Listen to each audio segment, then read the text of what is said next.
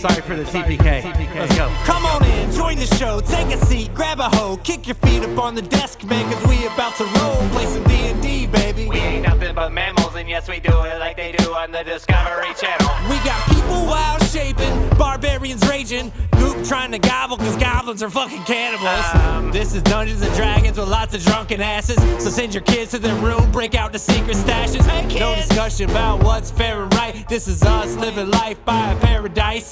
So, step on down to our lair of mice, face stepping right through your screen into paradise. Yo! This is paradise. Nothing's off limits in our paradise. It's a fucking D&D. This is paradise. Nothing's off limits in our paradise. Going as far as you can see. This is paradise. Nothing's off limits in our paradise. Fucking all the succubies. This is paradise. Heretic, I think you meant succubi. I knew what the fuck I meant. Roll for initiative. When we last saw Guy, he was surrounded by shadows and vanished with these demons. So what was Guy doing while everyone else was bringing back Goop? Find out this time on Pairodice Untold. You awaken from your rest as you hear a voice call out, "Guy, wake up, your time has come." Your eyes open as you look around to find yourself on a raft floating on a sea of darkness. So Guy's a little confused because he didn't intend to fall asleep. He, last thing he remembers is he was holding Goop, like, in his arms, the cold, lifeless body of Goop, and he was trying to figure out what he was going to do next and where to move from here. But, like, that's the last thing he remembers. Is there anything else that happened in between them that he can recollect? No, you were there, you were holding Goop, you were trying to stay awake. You felt like you were doing a good job of it. And then suddenly you just wake up here. And then you hear these whispers. "You have been chosen. Row to shore and find yourself there." And despite my bad voice acting, the voice sounds to be That's a woman for sure. No, I can tell for sure. She's got like a sultry, smoky sound to her for sure.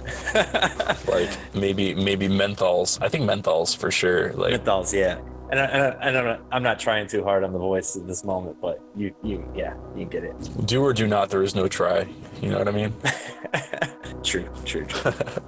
All right, so guy's gonna kind of gather himself a little bit. He's gonna look around. On this raft, is there like a pole that he can use to pull himself to shore?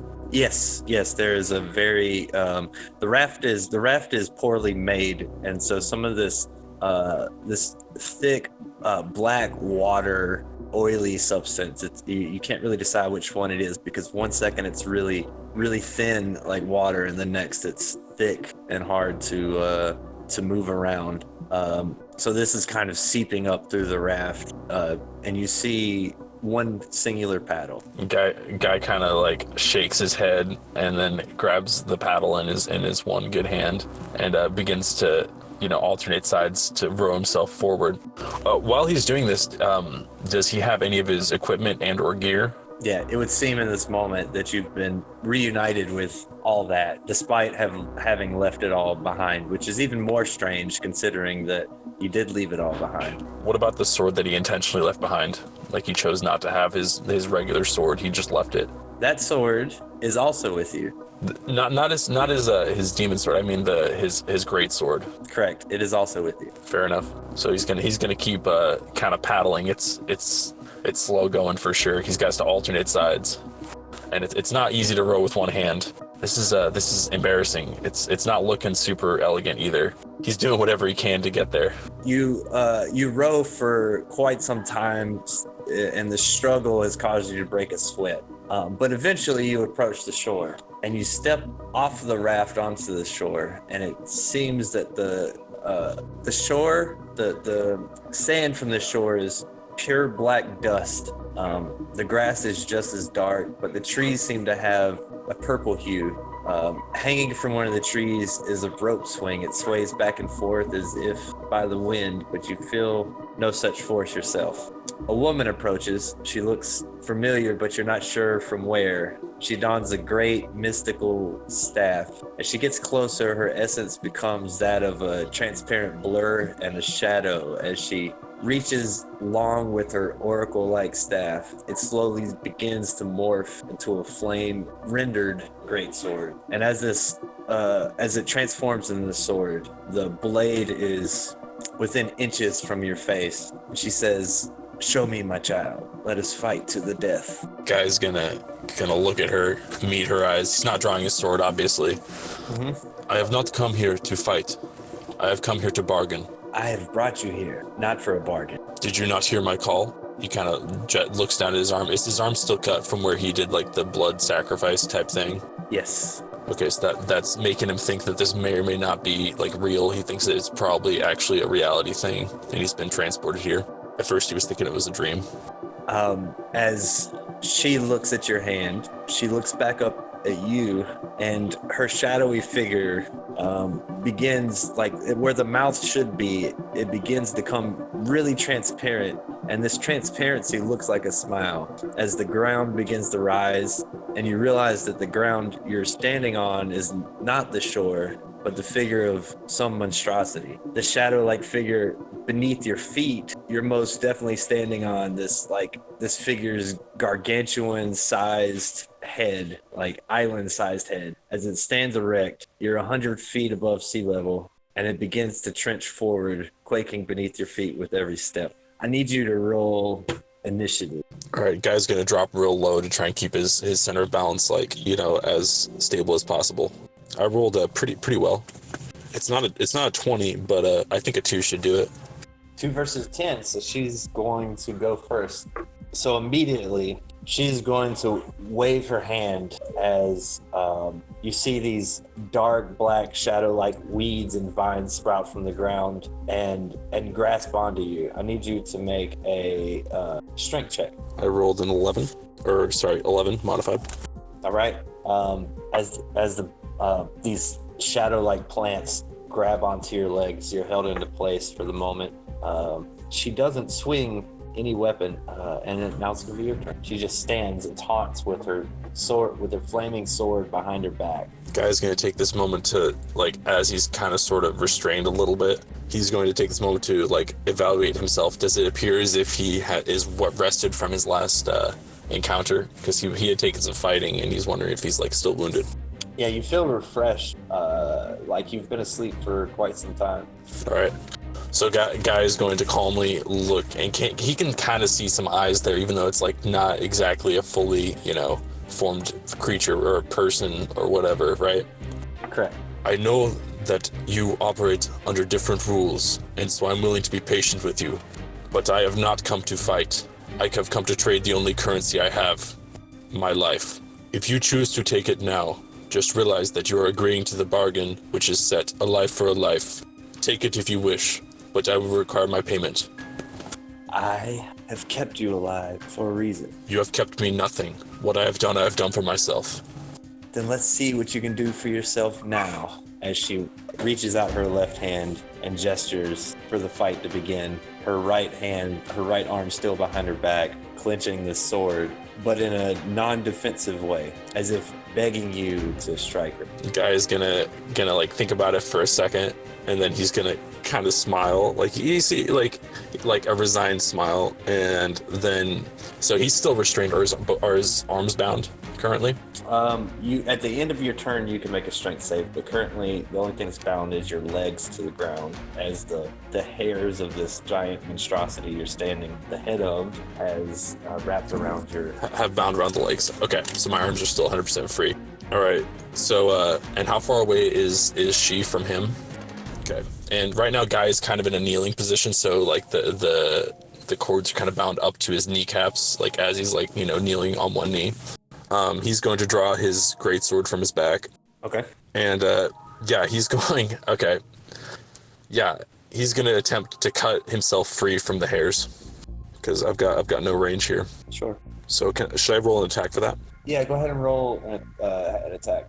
I rolled a 14 to hit. You chop these tentacles off, however, just off of one leg. All right, well, I guess I'm attacking again. For someone who wishes to fight me, you went through much trouble to restrain me.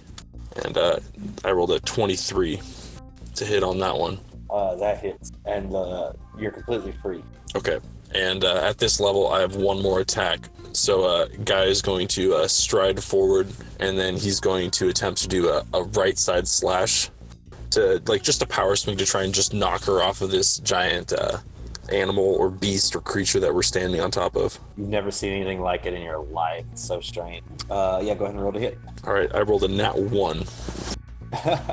So what happens there? This is the end of my turn.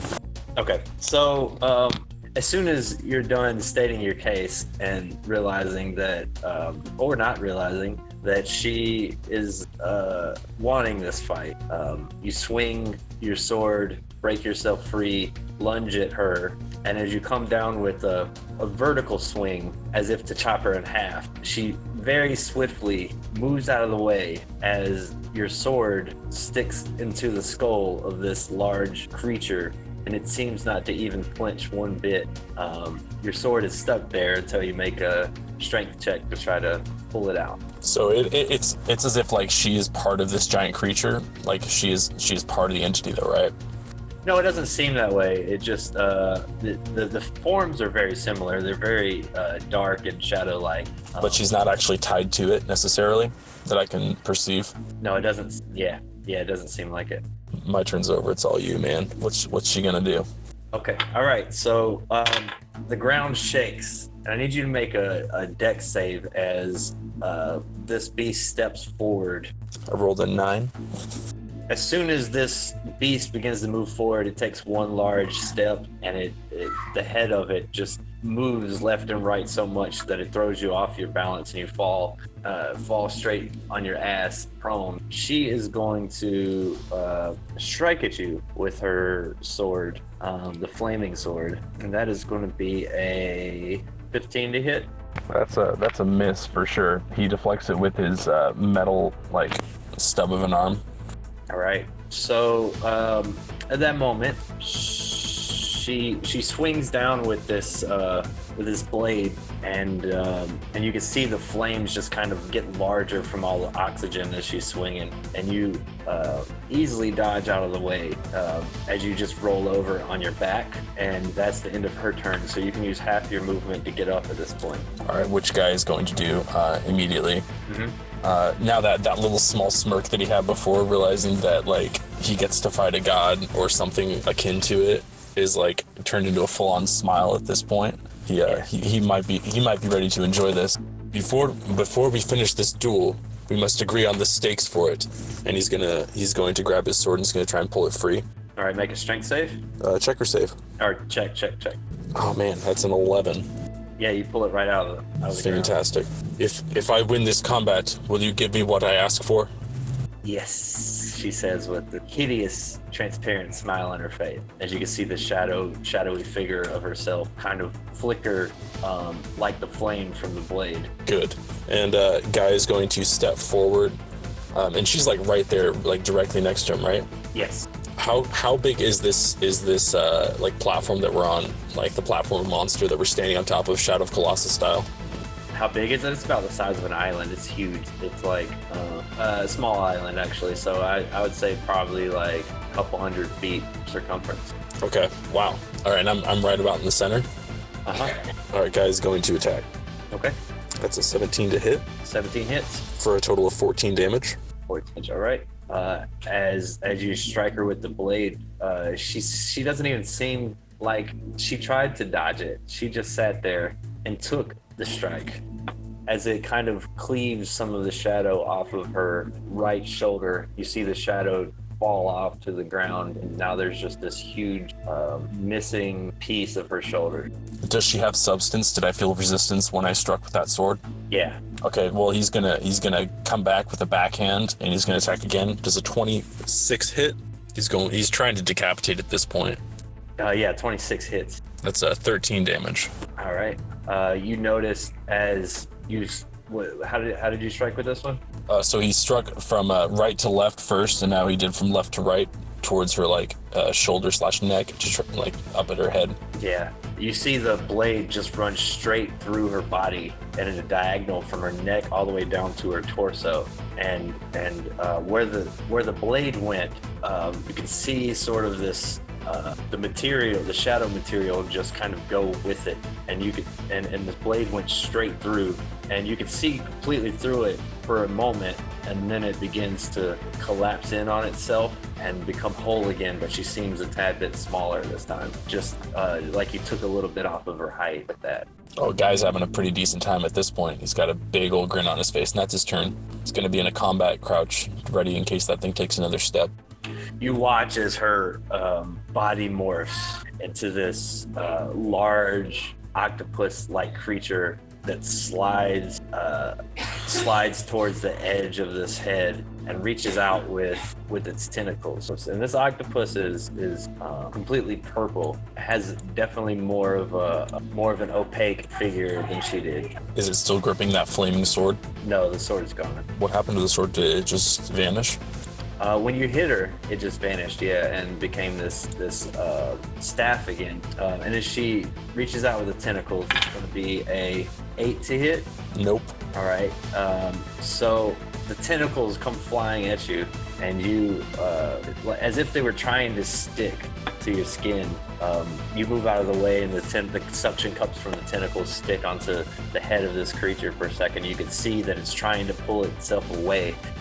It gets frustrated when it shoots off an ink cloud. So despite the fact that you are above water, this ink still flows as if you were underwater, and this entire area is heavily obscured in black ink, making it pretty difficult to see. And that's her turn. All right, as this area becomes obscured, Guy is going to put his sword, like his regular sword, into the earth next to him. And he's going to pull out the demon blade that he has been carrying around for some time.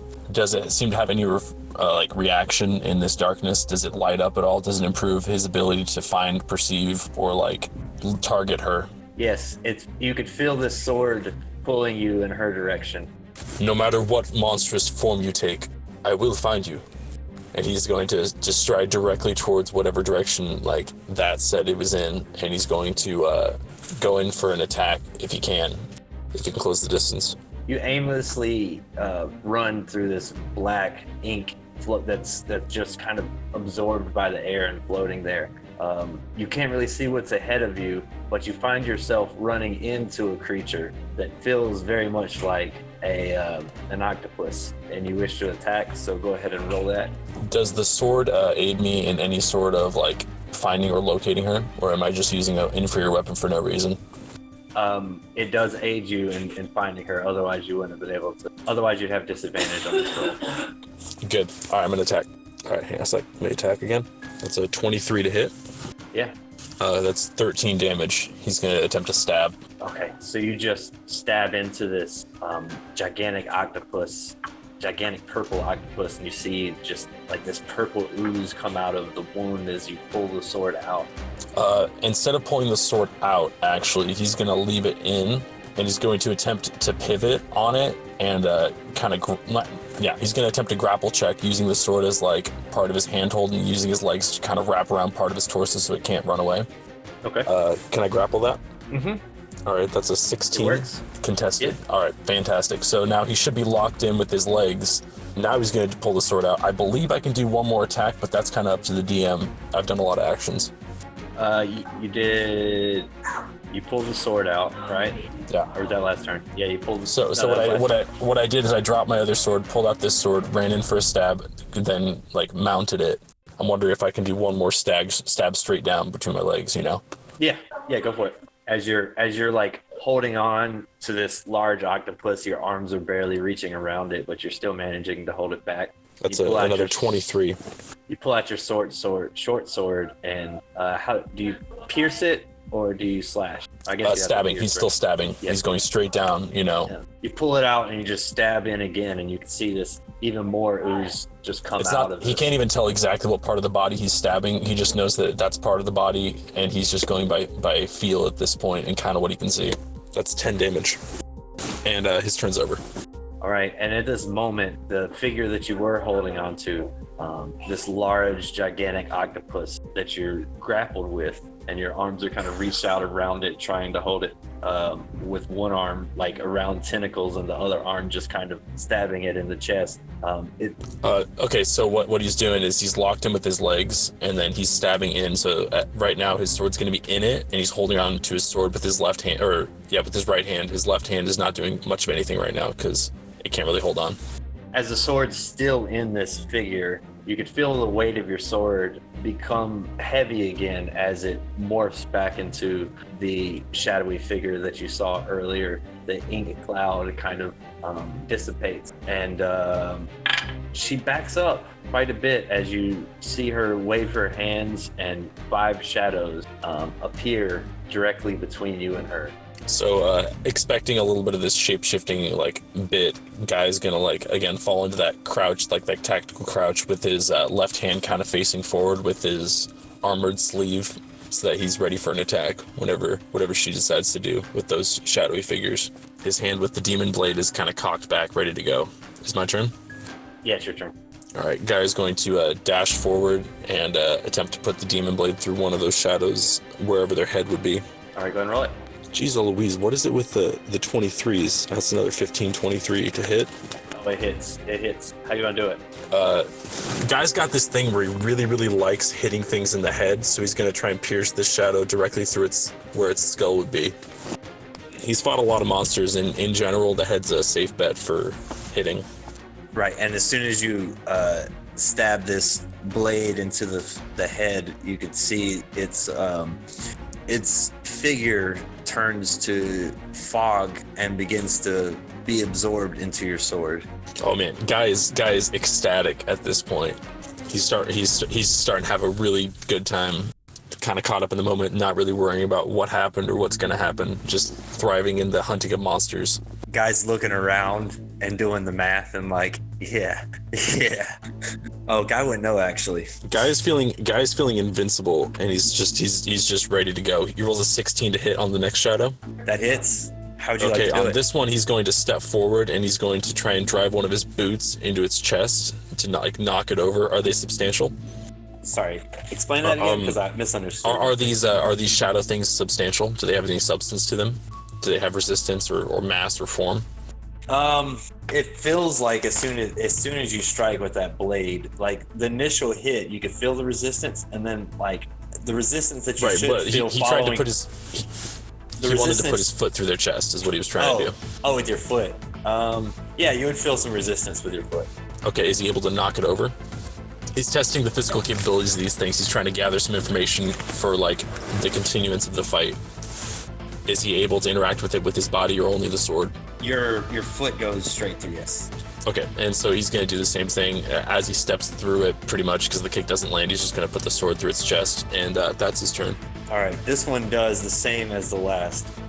It just dissolves into a foggy substance and becomes absorbed by your sword. And you could see the sword just gradually getting longer and longer and darker and more demonic looking as you continue through this.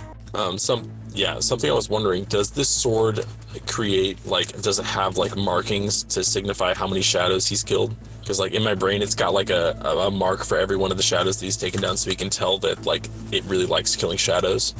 It doesn't have like marks like tallies. No, it doesn't have tallies. However, every time you swing, it gets longer, and with every time it gets longer, you can see a new arcane rune kind of written on it and become okay, right. Yeah, and begin to glow. You're not sure exactly what they say and what they're for.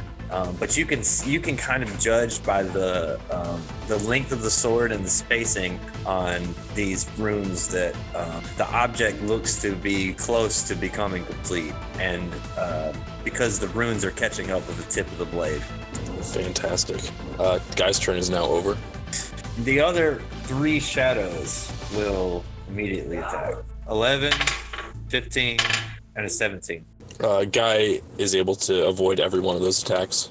As the shadows reach out with their arms to try to grasp you and pull you in, your body just instinctively avoids every single bit of them as you can feel like the wind from it, the force almost from it. And that will be their turn as she just sits back and entertainment, it looks very with a very proud look on her face almost. 8 shadows have been consumed by this blade.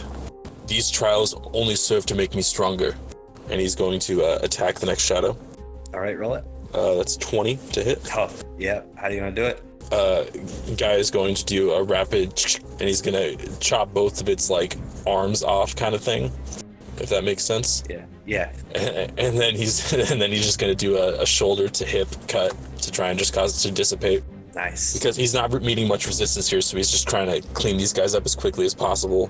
Like, as you know, he's not going for power strokes. He's just going to just tear them apart. He's gonna attack again with the next one. Okay. Yeah, he feels unstoppable, so he's not even bothering to make sure they dissipate before he moves on to the next one. A 27 to hit. Yeah, and it's like you just swing at one and swing at the other so fast that you could see both of their figures morph into fog and just be absorbed by the sword. And the second that they both reach the sword, it becomes the length of a great sword, and you could feel the sword kind of dissolve, and the energy of it courses through your body, and you watch it particle by particle enter into your right hand. Correct? Is that's you're using? Right? No, he's gonna have his right hand. Oh my gosh, hang on one second. I'm pretty sure, but for some reason I'm blanking. I gotta check the Pairodice art real quick. Right, so it's his left hand. Yeah. Okay, so you're swinging with your left hand, and you could feel the particles being absorbed into your hand on the left, and you could feel the energy just coursing through your body, and you watch the nub on your right hand as it becomes this long sword. This entire arm just becomes to lengthen and lengthen. You think it's never going to stop when finally you look down and you just see your entire right arm extended. Wow. Talk about well endowed, if you know what I mean. And the final shadow just dissipates as I enter him with my new arm. Oh, that's badass. Oh, I got chills for sure right there. And you look around to see her as you were going to use this new sword to attack her. You can't seem to find her anywhere. The monstrosity that you're standing on leans over next to this piece of land as if it's trying to place you on the ledge. I think my turn's over. I'm out of attacks. Yeah, we're out of initiative now.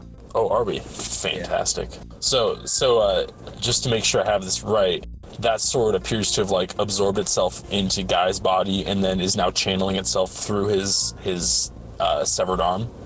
Correct. Or like where? Oh man. Okay, that's pretty cool. It has weight and mass, correct? Yes. Oh boy. All right. Guy's going to attempt to like see if he can change the shape of it or like retract it. So he does like, can he retract it back into his body, or is that not something that he's able to do?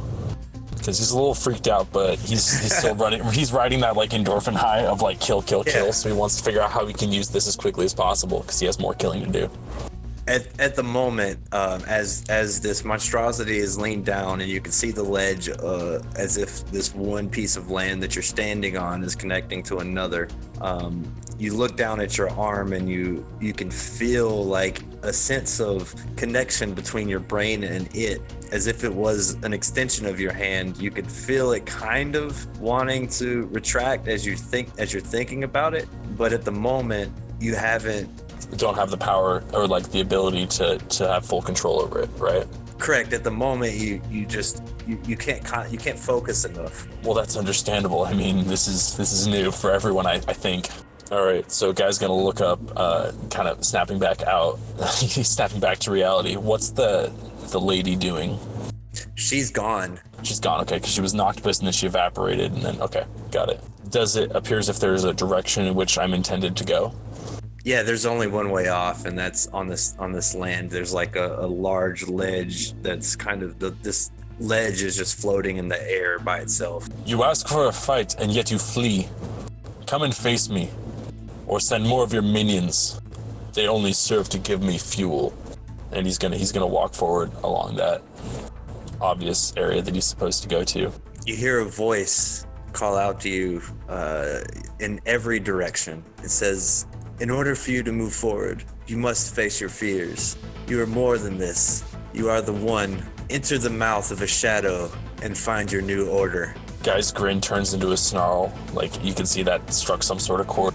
I am nothing. And he's going to continue to walk forward. As you walk forward, you find yourself on this ledge. There's nowhere else to go but this ledge. It's kind of, if you can imagine a floating island with like a jut out in one direction, and that's it. It's only about 20 feet in circumference. You look back and you see this monstrosity a little more full. He's got large black and red eyes. The left one's black and the right one's red. And he's the size of like the I'm trying to think of something to describe the size of this thing. So fucking huge. Shadow of Colossus, man. You ever played Shadow of Colossus? Yeah, exactly. That's like what that. I'm picturing is like yes, that level exactly of behemoth where you can't even take in its whole scope. You can only take in like the portion you're interacting with. Yeah. Like you can see a face, but that's all you can see. You can see a body, but only part of it. You haven't even seen like a building this tall. Even Charity's Grace isn't as big as this.